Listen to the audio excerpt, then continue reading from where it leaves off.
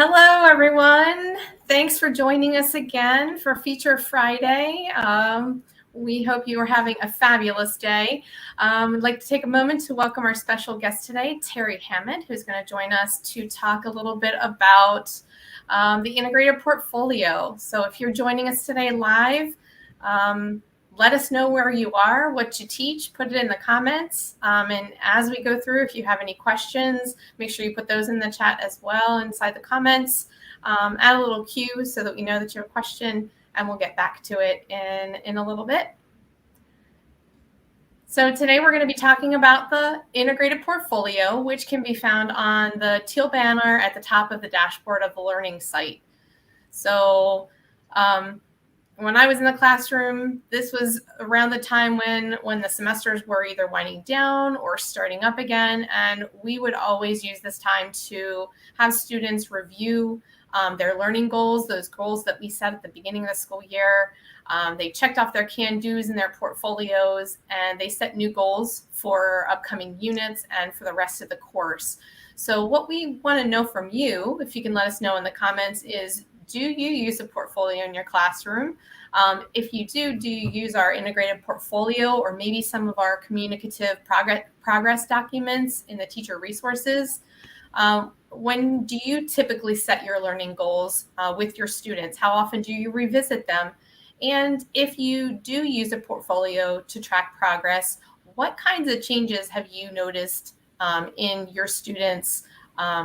What can they do that they maybe hadn't been able to do in years past, so on and so forth. So let us know.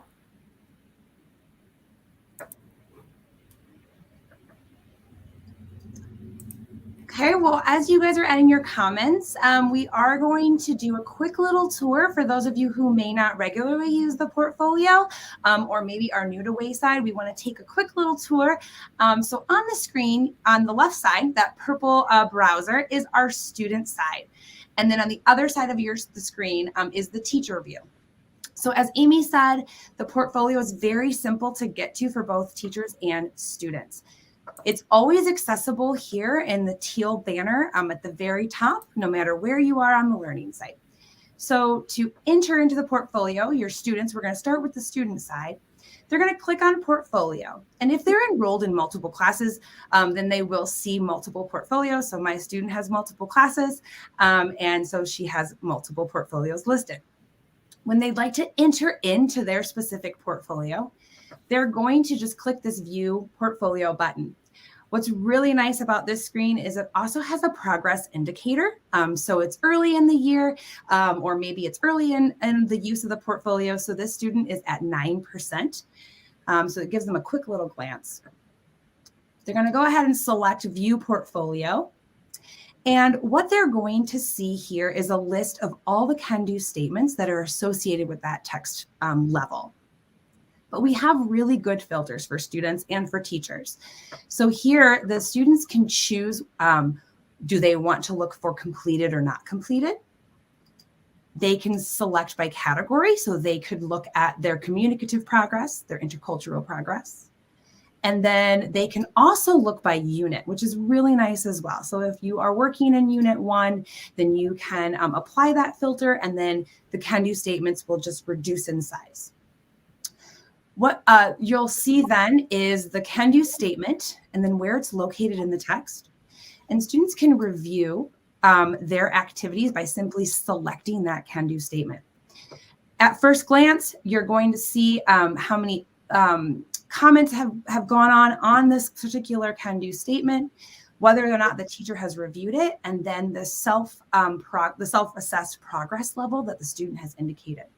So they can review their can-do statements by looking through them. I'm going to go ahead and take this off real quick.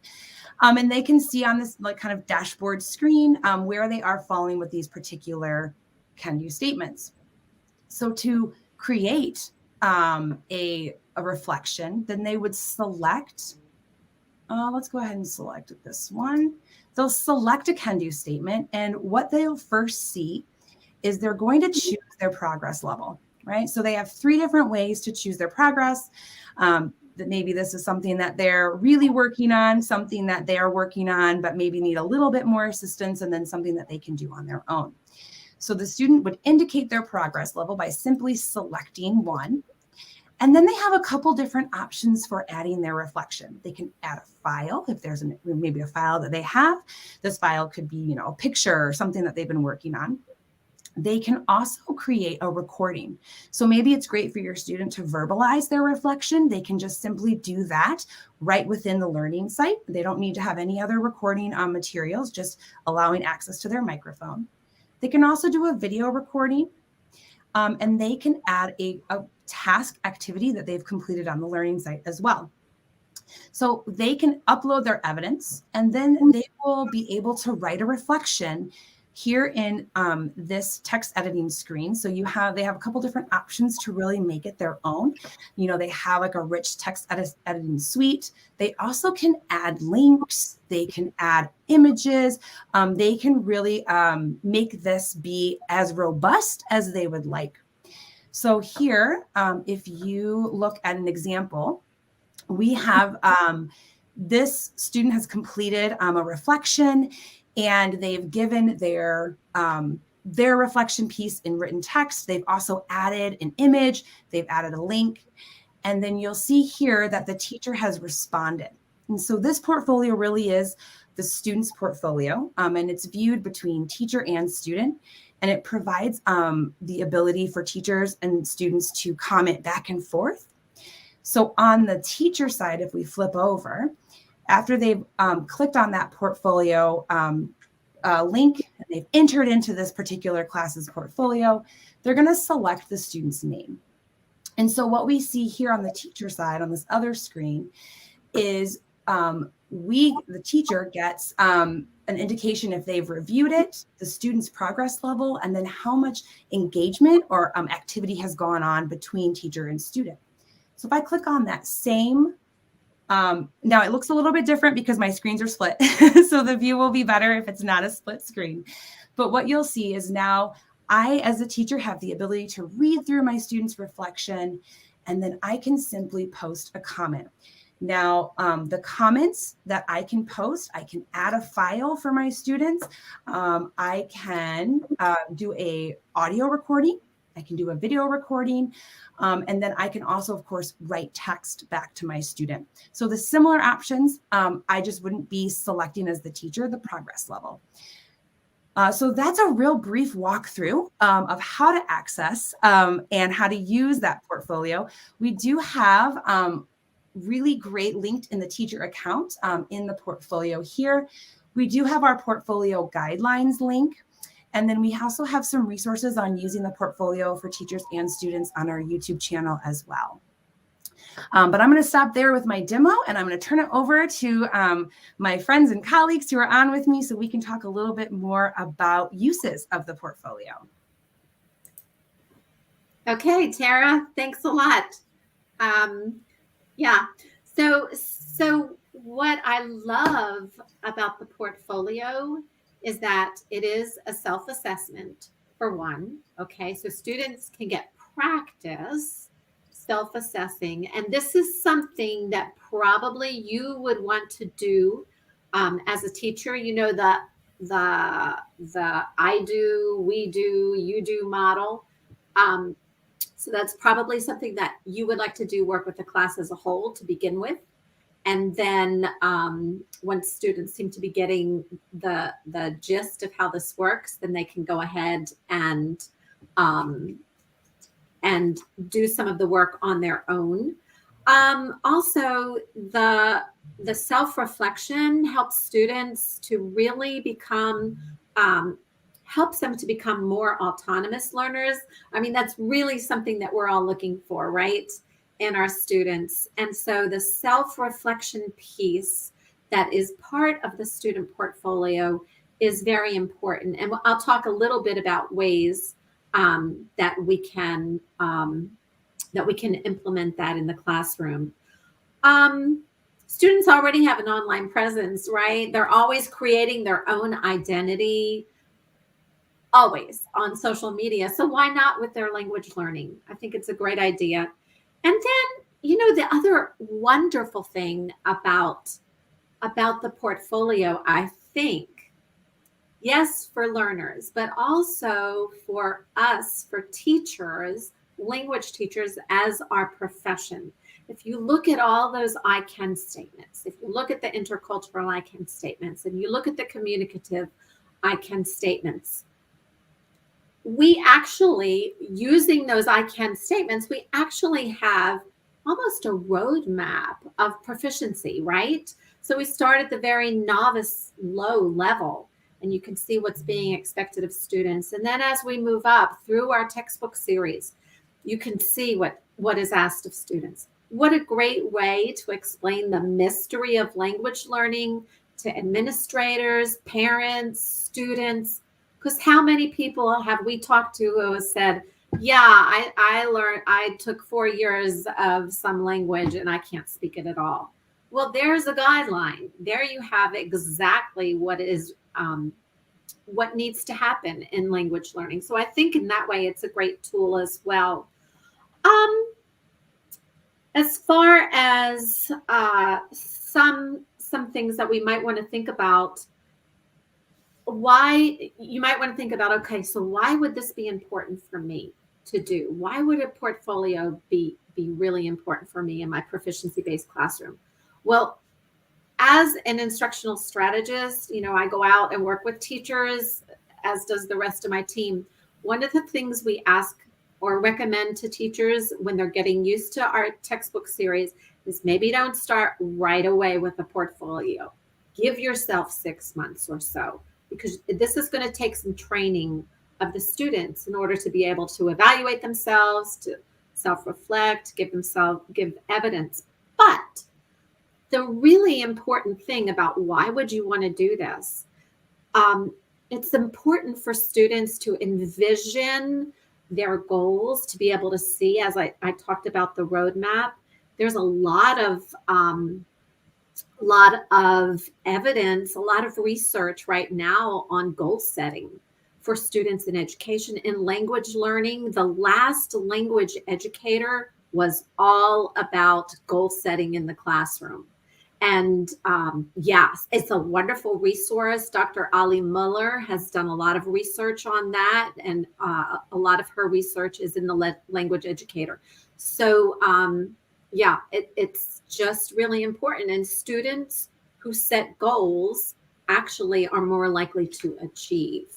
So that's one thing I wanted to bring up. The portfolio guide is a fantastic resource for you when you're getting started. It's not a long document.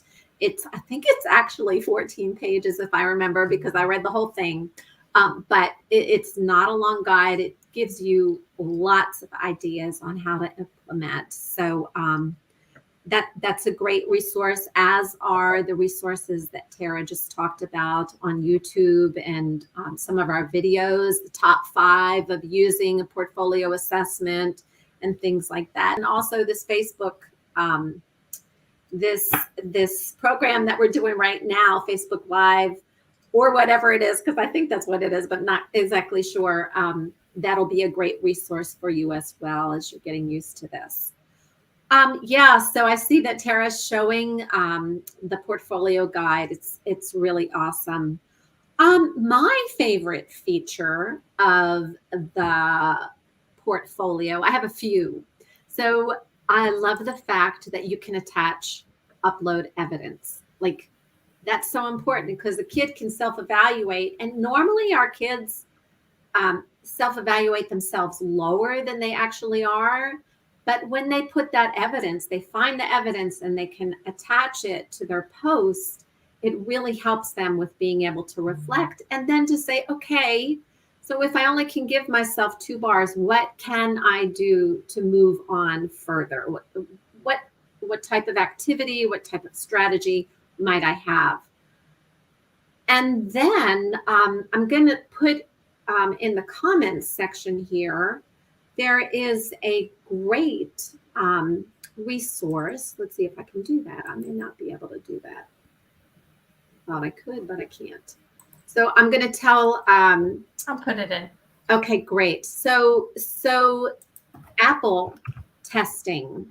I believe it's LTI International or something like that. The language testing put out by ACTFL. There are the score descriptions in there. So if you're looking for specific feedback for your students, please go to the Apple link that I just posted there, because there you'll find, if you're not sure what to tell students as far as really specific feedback, the specific feedback per mode of communication, per sub-level of proficiency is in there, and that can be extremely helpful for you as well. So yeah. Well, I was gonna say there's a lot of really interesting data about the feedback that we provide for our students. And I know that when I was using portfolios with my students, giving them that really pinpointed feedback, but then also teaching them, how do I reflect? What are some questions that I need to ask myself? Because a lot of times, right, our students may not have many opportunities, so they have to grow in how they turn inward, right, and think about their own progress. And we also have to help them get there by giving them real tangible feedback, right, and real pinpointed feedback. And a lot of kids really do need to know what they can do beyond a number or a score on some sort of assessment or activity. So the idea of these are the skills that I can demonstrate, you know, in a variety of modes, that really shows the kids that they have come so far from where they started to where they are now and where they plan to go in the future. And another thing to point out, I think, is that with our integrated portfolio, it belongs to the student and it's theirs for life. So even if they're not enrolled in a language course, they can still get that portfolio. I mean, how powerful is that to have that be, you know, something that they can carry with them? And it's always housed online, so they can access it wherever. They don't have to worry about, you know, stashing it in a box when maybe they go on to college or wherever they may be going, or when they start working. You know, they have that access to it. And it's always a reminder, you know, like we've said, of what they could do, that positive thing in their life, you know, that shows that growth. Super important. Mm-hmm. Yeah. So please check us out. You know, as you're working through your series, we have great materials available. You are welcome to contact any of us if you have questions about using the portfolio at any time. So, so you can get in touch with us using that help menu. You have your help icon at the top of the learning site. Send us a message. Many ways to contact us. There's also, we put our instructional technology email there as well if you have questions about the technology side of things. Definitely want to connect with you if you have questions and want to know more. Yep. And then also we talked about our YouTube channel. So if you're on the learning site and you click that Get Help menu, where you see the video tutorials, will take you to all of our video library that will connect you with a lot of different video resources for both you and your students as well. All right. Well, thank you so much for joining us. Next week, we plan on talking a little bit about the highlight tool. So we'll get into the flex text and look at the highlight tool and some strategies that you can use to interact with the text a little bit more. So thanks again for joining us. We hope we will see you again next week. Thanks for joining us, Terri, and have a good day. Thanks, everyone.